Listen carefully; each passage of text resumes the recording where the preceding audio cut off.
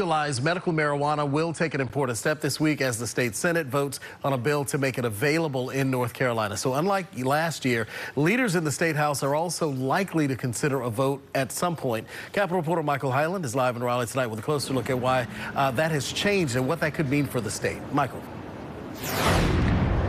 Well, with a lot of new people getting elected last year and some lawmakers' attitudes about this changing, there is a good chance that a bill could get to Governor Roy Cooper's desk this year.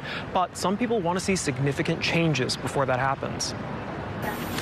With North Carolina on the verge of becoming the next state to legalize medical marijuana, we're absolutely shut out. Farmers like Moses Matthews are saying, what about us? Now we want to make sure on this particular bill with medical marijuana that we are, there's language in there that will make it possible for the black farmers to participate. The Senate will vote this week on a bill that Matthews is concerned favors larger companies. He has a hemp farm in eastern North Carolina and worries smaller operators won't be able to get one of the 10 licenses the state would issue. If we don't get in now talking about small growers, talking about black farmers, then there won't be a conversation when the expansion comes. It's difficult to do because of the constraints and because of probably the expense of getting into the business in this controlled environment. The Senate passed a similar bill last year and is likely to pass it again this week. A nonpartisan analysis shows legalization would generate about $44 million a year in revenue for the state. The House refused to consider the issue last year as most Republicans opposed it. This time, Republican House Speaker Tim Moore says there's more support among new members and some who've changed their position. Pardon the pun, but not to get in the weeds too much here, right? He says they want to find a balance in how widely available marijuana would be. Having enough distributors, if you will, that can prescribe,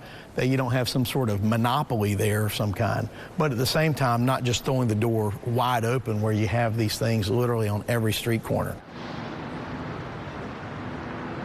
Some conservative groups have urged lawmakers to vote no, saying there's still not enough scientific evidence to support using marijuana for medical reasons. The Senate is going to hold the first of 2 votes on this bill tomorrow afternoon. Live in Raleigh, Michael Highland, CBS 17 News. And we, of course, will let you know what happens. Michael, thank you.